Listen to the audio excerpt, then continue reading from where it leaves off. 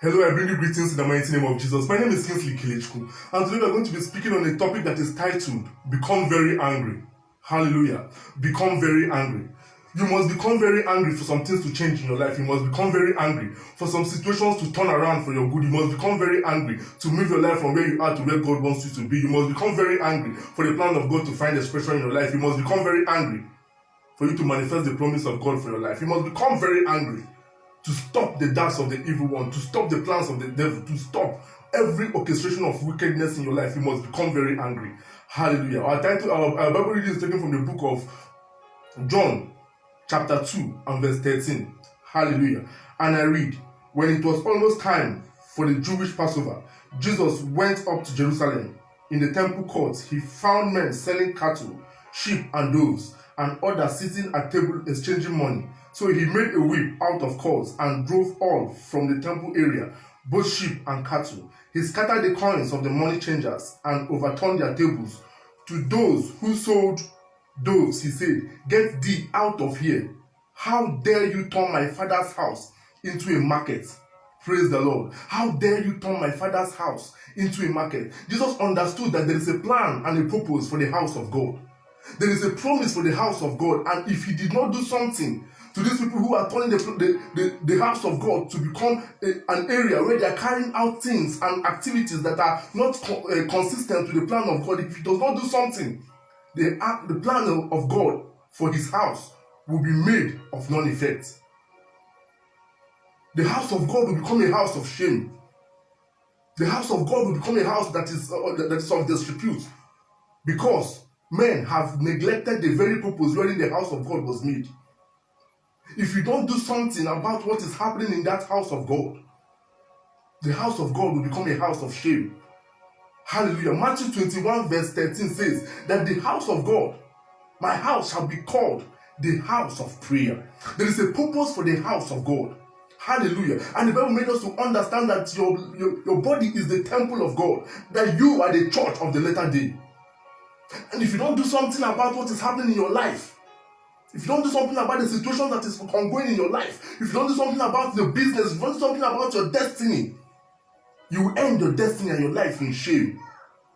You must become very angry over the challenges that are confronting your life. You must become very angry over the problems and the circumstances that the evil one is bringing to bring dispute, shame, unhappiness, to bring stagnation in your life. Everything that the evil one is trying to do is to stop your life. Everything that the evil one is trying to do is to ensure that the plan and the purpose of God for your life does not find expression. And you must become very angry over every limiting challenge that the evil one is projecting upon your destiny. You must become very angry for things to change in your life. Hallelujah. Jesus Christ saw things that are happening in the house of God, and he refused. He made a cord of whip, and he whipped all of them out. He whipped all of them out. James chapter 4 verse 7 says, "Submit yourself unto the Lord. Resist the devil, and he shall flee." Resist the devil, and he shall flee. Resist. He did not say play with the devil. He did not say tolerate the devil. He said resist the devil. He said resist the devil. Anything you resist will flee. Anything you allow will remain. That condition in your life, that situation around you, that problem that is confronting you, the Bible says resist it.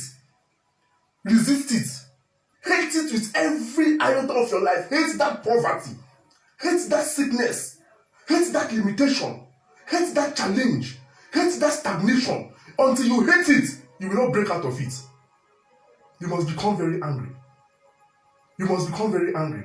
You have been suffering years of unemployment. You have been suffering years of challenge and sickness. You have been suffering years of rejection. You have been suffering years of stagnation. You must come to a point where you become very angry to stop what is the devil is trying to do to stop your destiny. You must become very angry. Until you become very angry, nothing will change. You know that where you are is not where you're supposed to be. You know that things that are happening in your life are not consistent with the ideal you have in your mind concerning your life and your destiny. And you are standing there dormant, doing nothing.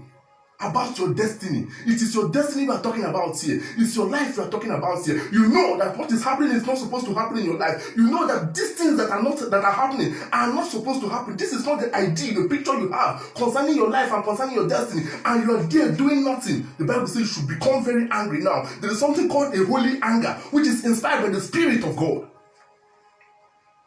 You must become very angry. You must become very angry.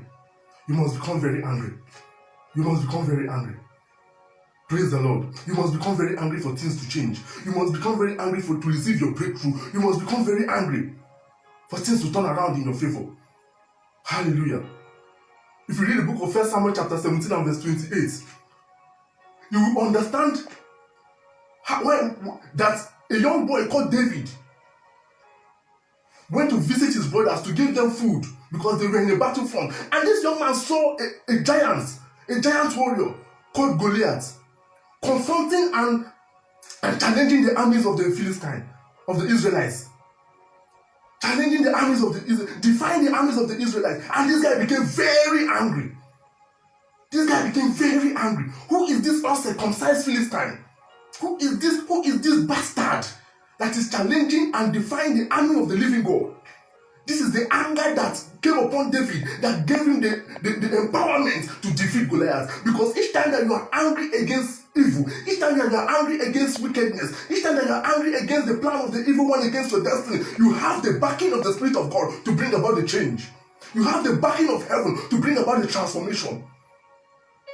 God is waiting for men and women who will rise in anger against the wickedness that is challenging humanity. God is waiting for men and women who will rise in anger against the evil that is challenging their life. God is waiting for men and women who will rise in anger to challenge the evil, the wickedness, the stagnation, the poverty challenging their family.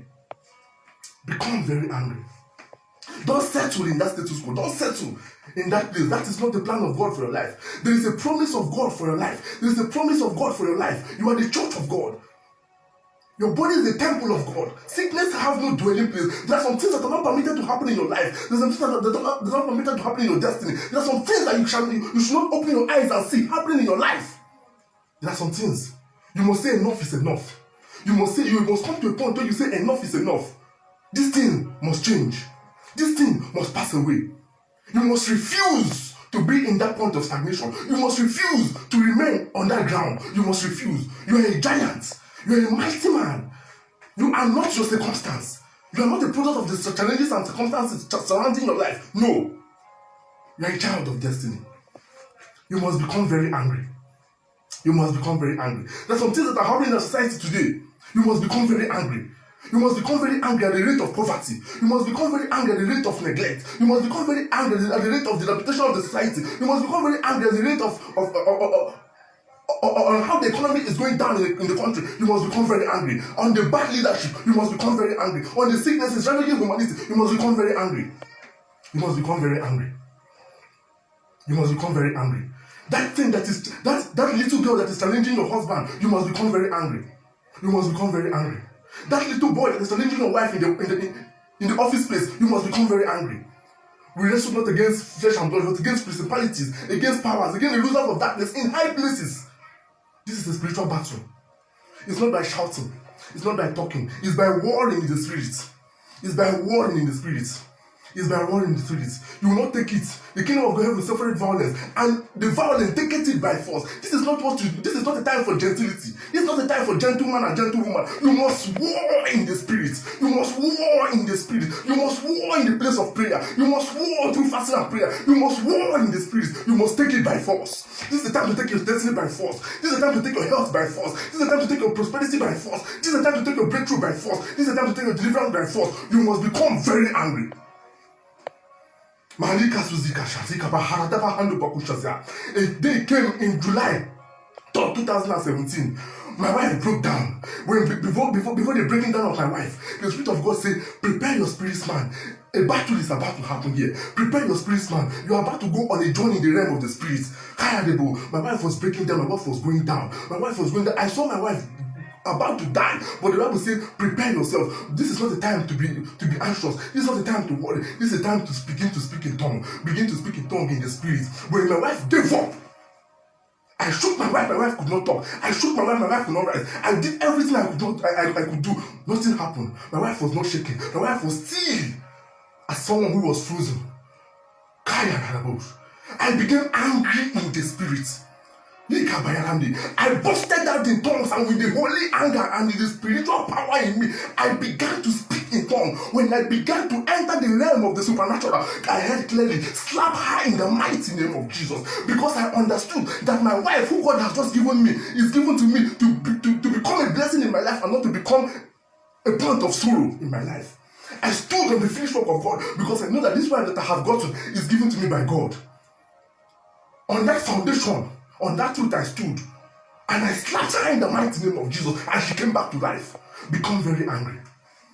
If you don't become very angry, the devil will deprive you of your life. If you can't become very angry, the devil will deprive you of the promise of God for your life. If you don't become very angry in the spirit, the devil will deprive you of what God has planned for your destiny. You must become very angry to take your destiny by force.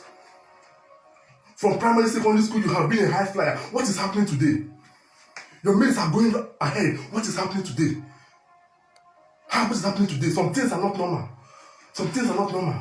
You know that where you are is not where you're supposed to be. You know that the situation that is challenging your life is not normal. Don't be normal. Life is not normal. Don't joke with it. Life is serious. You know that the level you are now, you're supposed to have risen far above the level that you are now. Become very angry. Become very angry. Hannah in the book of 1 Samuel, chapter 1, verse 9. If you read to verse 28, you will understand that Hannah was married to a man that loved her so much.